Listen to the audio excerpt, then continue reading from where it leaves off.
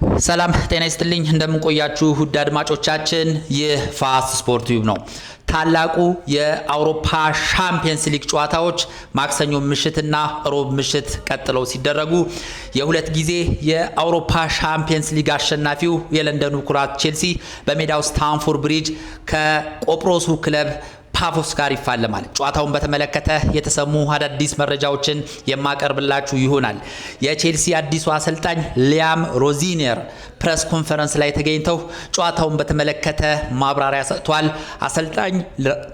አሰልጣኝ ሊያም ሮዚኒየር ጨዋታውን በተመለከተ ያነሷቸውን ዋና ዋና ጉዳዮችን እንመለከታለን። ሌሎቹም እንደዚሁ ቼልሲን የተመለከቱ ወቅታዊ መረጃዎችን ይዤላችሁ ቀርቤያለሁ። እስከ መጨረሻው አብራችሁን ቆዩ።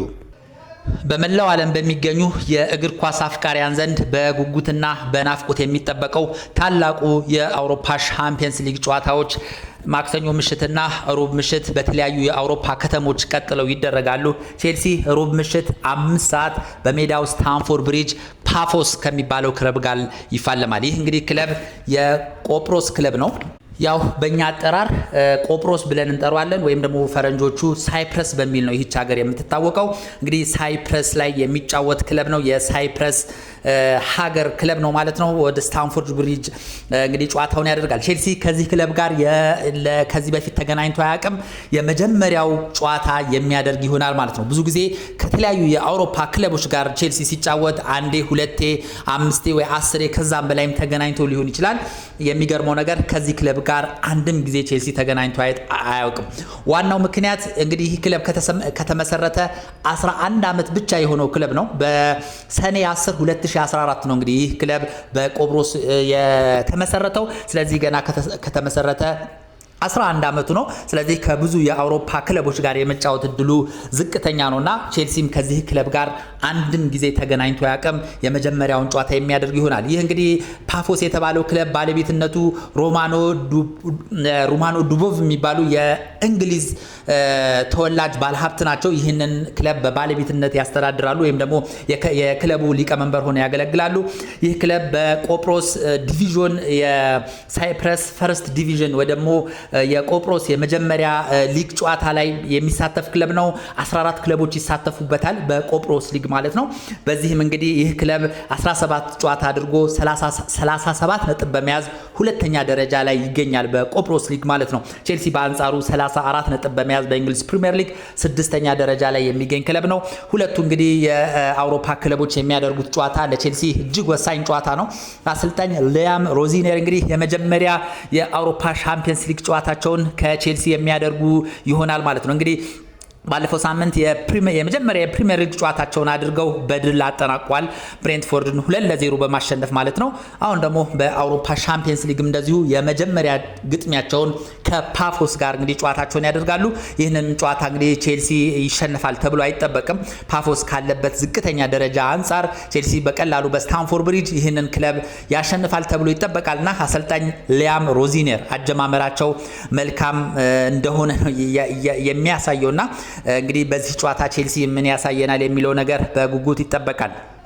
ፓፎስ እና ቼልሲ በአውሮፓ ሻምፒየንስ ሊግ ያላቸውን አሁን ላይ ያሉበትን ደረጃ ስንመለከት ቼልሲ 10 ነጥብ በመያዝ 13ኛ ደረጃ ላይ ይገኛል። በዚህም 13 ጎል ማስቆጠር ችሏል። በአንጻሩ ፓፎስ እንግዲህ 26ኛ ደረጃ ላይ ነው የሚገኘው 6 ነጥብ ብቻ በመያዝ ማለት ነው። እንደዚሁም በአጠቃላይ 4 ጎል አለውና ቼልሲ እንግዲህ ይህን ጨዋታ የሚያሸንፍ ከሆነ ወደፊት በደንብ የመጠጋት እድል አለው። ወደ 16 ውስጥ በቀጥታ ለመቀላቀልም የሚያስችለውን ውጤት ሊያገኝ ይችላል ማለት ነው። በቀጣይ ቼልሲ ናፖሊ ድረስ ሄዶ የሚያሸንፍ ከሆነ እንግዲህ ሌላ ተጨማሪ ውድድር ሳይጠበቅበት ቀጥታ 16ቱን የሚቀላቀልበት ሁኔታ ይፈጠራል ማለት ነው። እንግዲህ በአዲሱ የአውሮፓ ሻምፒየንስ ሊግ ፎርማት መሰረት ከ1 እስከ 8 የሚወጡ ክለቦች ቀጥታ ነው 16ቱን የሚቀላቀሉት። ነገር ግን ከ9 እስከ 25ኛ ያሉ ክለቦች ግን እንደገና የእርስ በርስ ጨዋታ የደርሶ መልስ ጨዋታ አድርገው ነው 16ቱን ተጨማሪ 8 ክለቦችን የሚቀላቀሉትና ቼልሲ ተጨማሪ ውድድር ሳያደርግ ይህንን እንግዲህ በ8 ውስጥ ሆኖ ለማጠናቀቅ ፓፎስን ማሸነፍ ይጠበቅበታል። በቀጣይ እንግዲህ ናፖሊን የሚያሸንፍ ከሆነ ቼልሲ አልጋ ባልጋ ይሆንለታል ማለት ነው። አሰልጣኝ ሊያም ሮዚኒየር ቼልሲን ከተረከቡ በኋላ አራተኛ ጨዋታቸውን የሚያደርጉት ሁለት ጨዋታዎችን በድል ማጠናቀቅ ችሏል። ቻርልተንን 5-1 አሸንፈዋል። ብሬንትፎርድን 2-0 በእንግሊዝ ፕሪሚየር ሊግ ማሸነፍ ችሏል። በአርሰናል ነው 3-2 የተሸነፉት። እሱም የመልስ ጨዋታ አለው። በመልሱ ጨዋታ እንግዲህ ጨዋታውን ገልብጠን ወደ ቀጣይ ወደ ዋንጫ እናልፋለን ብለው ተናግረዋልና አሰልጣኙ እንግዲህ አጀማመራቸው ብዙ መጥፎ የሚባል አይደለም። እንግዲህ ከፓፎስ ጋር እንግዲህ ጨዋታውን አሸንፈው 3 ነጥብ በቀላሉ ይዘው ይወጣሉ ተብሎ ይጠበቃል ማለት ነው። እንግዲህ አሰልጣኝ ሊያም ሮዚነር ፕሬስ ኮንፈረንስ ላይ ተገኝተው እንግዲህ የመጀመሪያ የሻምፒየንስ ሊግ ፕሬስ ኮንፈረንስ ቃለ መጠይቃቸውን ሰጥተዋል። ቼልሲ ጨዋታውን በተመለከተ ማለት ነው። እንግዲህ እስኪ አሰልጣኙ በዋናነት ያነሷቸውን ጉዳዮች እንመልከት። በመጀመሪያ ከጋዜጠኞች የቀረበላቸው ጥያቄ የነበረው አሁን የአውሮፓ ሻምፒየንስ ሊግ ለማሳካት እቅድ አለ ወይም ደግሞ የአውሮፓ ሻምፒየንስ ሊግን አሸንፋለሁ ብለህ ታስባለህ የሚል ጥያቄ ቀርቦላቸው ነበረ። እንግዲህ አሰልጣኝ ሊያም ሮዚነር በኮንፊደንሱ ነው ምንድነው ያሉት? አዎ ማንሳት እንችላለን ነው ያሉት። እቅጩ ነው የነገሯቸው። በእያንዳንዱ ጨዋታ ላይ አትኩረን ከተጫወትን እያንዳንዱን ጨዋታ በትኩረትና በከፍተኛ ጉጉት የምንጫወት ከሆነ እንደዚሁም ደግሞ እያንዳንዱ ጨዋታ ላይ ካተኮርን እና ጠንክረን ከሰራን የአውሮፓ ሻምፒየንስ ሊግን የማናሸንፍበት ምክንያት የለም ሲሉ ነው እንግዲህ ለጋዜጠኞች አስረግጠው የተናገሩት። እንግዲህ አሰልጣኙ ቼልሲን ከተረከቡ በኋላ በተለይ ያላቸው ኮንፊደንስ ደስ ይላል። ምንም ወደ ኋላ እንደማይሉ ዋንጫዎችን ለማንሳት ወደ ስታንፎርድ ብሪጅ እንደመጡ ዋንጫዎችን ማሸነፍ የማይችሉ ከሆነ ቼልሲ ፉትቦል ክለብ ሊታገሳቸው እንደማይችልና ዋንጫዎቹን ሁሉ ለማንሳት ስታንፎርድ ብሪጅ እንደመጡ ነው አስረግጠው እየተናገሩ ያሉትና ከዚህ በፊት ቼልሲን እንደተቀላቀሉም እንደዚሁ ሁሉንም ዋንጫዎች ለማንሳት ነው የመጣሁት ብለው ነበር።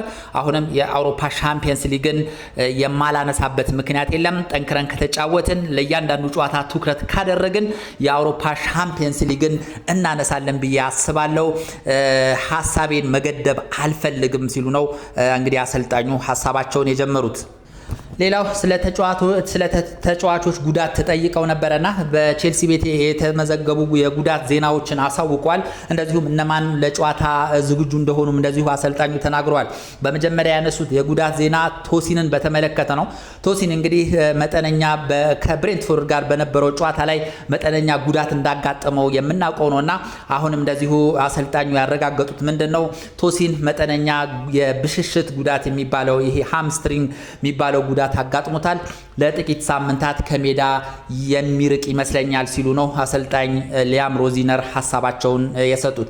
እንግዲህ አሁን ላይ ጥሩ እንቅስቃሴ ምንም እንኳን ከዚህ በፊት በነበሩ ጨዋታዎች ላይ አንዳንድ ስህተቶችን የሚሰራ ቢሆንም ከጊዜ ወደ ጊዜ ራሱን እያሻሻለ የሚገኘው እንግዲህ ቶሲን አሁን ላይ መጠነኛ ጉዳት አጋጥሞት የተወሰኑ 1-2 ሳምንታት እንግዲህ ከሜዳ የሚርቅበት እድል ተፈጥሯል ማለት ነው። ሌላው አሰልጣኝ ሊያም ሮዚነር ኢንዞ ፈርናንዴዝም እንደዚሁ ጉዳት እንዳጋጠመው ተናግሯል። መጠነኛ ጉዳት አጋጥሞት ከቼልሲ ጋር ልምምድ እንዳልሰራ ነው የተናገሩት። በዚህ ምክንያት እንግዲህ ቼልሲ በአውሮፓ ሻምፒየንስ ሊግ ከፓፎስ ጋር በሚያደርገው ጨዋታ ላይ ይህ እንግዲህ ሁለገብ ተጫዋች ለቼልሲ ግልጋሎት የማይሰጥ ይሆናል። በቀጣይ ግን ቅዳሜና እሁድ በሚደረጉ የፕሪሚየር ሊግ ጨዋታዎች ላይ የሚመለስበት እድል አለ። አሁን ማይነር የሚባል ወይም ደግሞ አነስ ያለ ጉዳት አጋጥሞታል ሲሉ ነው አሰልጣኝ ኢንዞ ማሬስካ ስለ ኢንዞ ፈርናንዴዝ ጉዳት የተናገሩት። ኢንዞ ፈርናንዴዝን በእጅጉ አወድሷል አሰልጣኝ ሊያም ሮዚነር ማለት ነው። ሁለገብ ተጫዋች ነው። ሙሉ ሜዳ አካሎ ይጫወታል። እጅግ አስደናቂ ክህሎት ያለው ተጫዋች ነው። እሱም በማሰልጠኔ በጣም ትልቅ ደስታ ይሰማኛል ሲሉ ነው ሊያም ሮዚነር እንግዲህ ለኢንዞ ፈርናንዴዝ አድናቆታቸውን የተናገሩት። አሁን ላይ የቼልሲው እንግዲህ ወሳኝ ተጫዋች የሆነው ኢንዞ ፈርናንዴዝ ከፓሪስ ሰን ጀርመን ሊያስፈርመው እንደሚችልና ፓሪስ ሰን ጀርመን የኢንዞ ፈርናንዴዝ ፈላጊ ሆኖ እንደቀረበ እየተገለጸ ይገኛል። እንግዲህ ትልቅ የተባለ ለቼልሲ ሪከርድ የተባለ ገንዘብ በማቅረብ ይህ ልጅን ወደ ፓሪስ እንዲፈርም ለማግባባት ጥረት እንደሚጀምሩ ነው እየተገለጸ ያለው የፓሪስ ሰን ጀርመን ኃላፊዎችና ይመስለኛል እንግዲህ ይህ ልጅን በቼልሲ ለማቆየት ከፍተኛ ድጋፍ ማድረግ አለባቸውና አሰልጣኙ ለዛም ይመስለኛል እንግዲህ ካሁኑኑ ለዚህ ተጫዋች በእጅጉ አድናቆታቸውን እየሰጡ የሚገኙት። ምን እንኳን የዝውውር ዜናው ይፋ ባይወጣም የቼልሲ እንግዲህ ውስጥ አዋቂ ምንጮች እንደሚናገሩት ከሆነ ፓሪስ ሰን ጀርመን እንግዲህ ለቼልሲ ከፍተኛ የተባለ ገንዘብ በማቅረብ ይህ ልጅን ወደ ክለባቸው ለመውሰድ በእጅጉ እንደሚፈልጉና ይህንንም በክረምቱ የዝውውር መስኮት በይፋ ለቼልሲ ጥያቄ ያቀርባሉ ተብሎ ይጠበቃል። ይጠበቃልና ምናልባት እንግዲህ ልጁ ጥያቄውን ይቀበላል ወይስ በቼልሲ ይቆያል ይላል የሚለው ነገር እንግዲህ የክረምቱ የዝውውሩ መስኮት ሲከፈት የምንመለከተው ጉዳይ ይሆናል። ሌላው አሰልጣኝ ሊያም ሮዚኒየር ኢስቲቫኦ መመለሱን አብስሯል። ኢስቲቫኦ እንግዲህ ከነበረበት መጠነኛ የትኩሳትና የጉንፋን በሽታ አገግሞ ለዚህ ጨዋታ እንግዲህ ዝግጁ መሆኑን ተናግሯል። በነገው ከፓፎስ ጋር በሚደረገው ጨዋታ ላይ እንግዲህ የሚሰለፍበት እድሉ ከፍተኛ እንደሆነ ነው የተናገሩት። ኢስቲቫኦ ያለፉት 2 ጨዋታዎች እንግዲህ በመጠነኛ ጉዳት ምክንያት የሳል እንደዚሁም ትኩሳት አጋጥሞት በጨዋታዎች ላይ እንዳልተሰለፈ ይታወቃል። አሁን ግን ሙሉ ለሙሉ አገግሞ ለጨዋታው ዝግጁ መሆኑን አሰልጣኝ ሊያም ሮዚነር አብስረዋል። እንደዚሁም ጉዳት ላይ የነበረው ጊተንስ እንደዚሁ መመለሱን ነው የተናገሩት። እሱም እንደዚሁ ሙሉ ለሙሉ አገግሞ ለጨዋታዎች ዝግጁ መሆኑን ይፋ አድርጓል።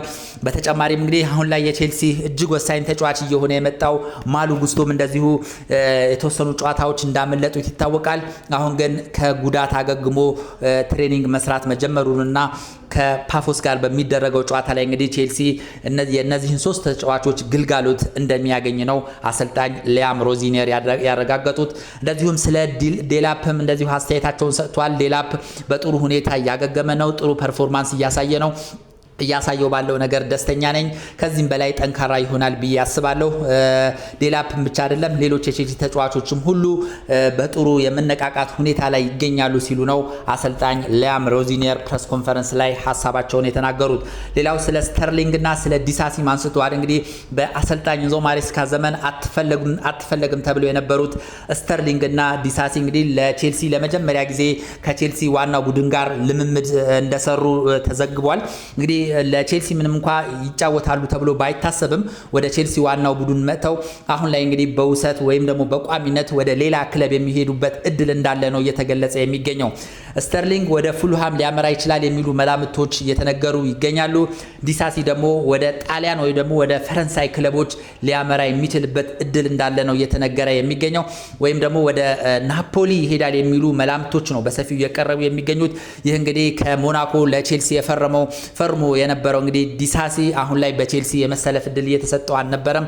እንደዚሁም ወደ ታችኛው ዲቪዚዮን እንዲወርድ ነበር የተደረገው። ክለብም አላገኘም ነበር። ሌላ የሚጫወት በውሰትም የሚወስደው ክለብ አልተገኘም ነበር።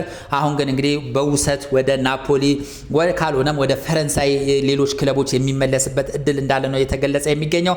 ስተርሊንግም ቼልሲ እንግዲህ ለዚህ ልጅ የሚከፍለው ሳምንታዊ ደሞዝ በጣም ከፍተኛ ነው።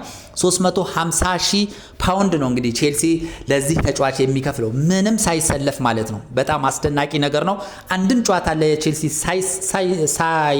ሳይሰለፍ ማለት ነው 350,000 ፓውንድ በሳምንት ያገኛል። ይህን እንግዲህ ያስቡት። እነ ካይሴዶ አያገኙትም፣ እነ ኮል ፓልመር አያገኙትም፣ እነ ኢንዞ ፈርናንዴዝ አያገኙትም እና ሊጉ ከፍተኛ ተከፋዩም ሆኖ እንግዲህ አሁን ላይ በቼልሲ የልምምድ ማዕከል ተገኝቶ ይገኛል። በቀጣዩ ጊዜያት ወደ ፉልሃም ሊያመራ የሚችልበት እድል እንዳለ ነው እየተገለጸ የሚገኘው። ቼልሲ ከፓፎስ ጋር የሚያደርገው ጨዋታ በቀላሉ የሚታይ ጨዋታ አይደለም። ምንም እንኳ ፓፎስ የሚባለው ክለብ ትንሽ የሚባል በአውሮፓ ብዙ ታሪክ የሌለው አነስ ያለ የሚባል ክለብ ቢሆንም ውጤቱ ግን ለቼልሲ እጅግ ያስፈልገዋል ብሎ መናገር ይቻላል። ምክንያቱም ቼልሲ ይህን ጨዋታ የሚያሸንፍ ከሆነ ወደ 8 የመጠጋት እድል አለው። በቀጣይ ናፖሊን ነጥብ የሚያስጥል 1 ነጥብ የሚያገኝ ከሆነ ወይም የሚያሸንፍ ከሆነ በቀላሉ ሌላ ችግር ውስጥ ሳይገባ በቀጥታ 8 ውስጥ በመግባት ከ8 ክለቦች አንዱ ወደ 16 ከሚገቡት ይቀላቀላል ማለት ነው። ስለዚህ ይህን ጨዋታ እንግዲህ ቼልሲ በከፍተኛ ትኩረትና ጥንቃቄ ጨዋታውን ለማሸነፍ ወደ ሜዳ ይገባሉ ብዬ አስባለሁ። አሰልጣኝ ሊያም ሮዚነርም ቀጥታ የማጥቃት ጨዋታ እንደሚጫወቱ ይታወቃል። ከአርሰናል ጋር በነበረው ጨዋታ የተከተሉት የማጥቃት እንቅስቃሴ ተመልክተናል። ምንም እንኳን ወሳኝ ተጫዋቾቻቸው ባይኖሩም አርሰናልን እንግዲህ በእጅጉ ሊፈትኑ ችሏል። ስለዚህ ከዚህ ከፓፎስ ጋር በሚያደርጉትም ጨዋታ ላይ አሰልጣኙ እንግዲህ ትልቅ ፕሬሲንግ ወይም ደግሞ ከፍተኛ የማጥቃት ኃይል በመጠቀም ወደ ሜዳ ይገባሉ ተብሎ ይጠበቃል። ጨዋታውንም እንግዲህ ያን ያህል ይቸገራሉ ብዬ አላስብም። በጥንቃቄ መጫወትና 3-4 ግቦችን በማስቆጠር ምክንያቱም የጎል ነጥብም ወሳኝ የጎል ብልጫም ወሳኝ ስለሆነ ቼልሲ በሰፊ የጎል ልዩነት ይህን ጨዋታ አሸንፎ ይወጣል ብዬ አስባለሁ። እንግዲህ በአጠቃላይ ቼልሲ ቤት የተሰሙ ዋና ዜናዎች እነዚህ ናቸው። ሌሎች ተጨማሪ ዜናዎች ሲኖሩ ተመልሼ የማቀርብላችሁ ይሆናል። ስለነበረን ቆይታ እጅግ አድርጌ አመሰግናለሁ። መልካም ጊዜ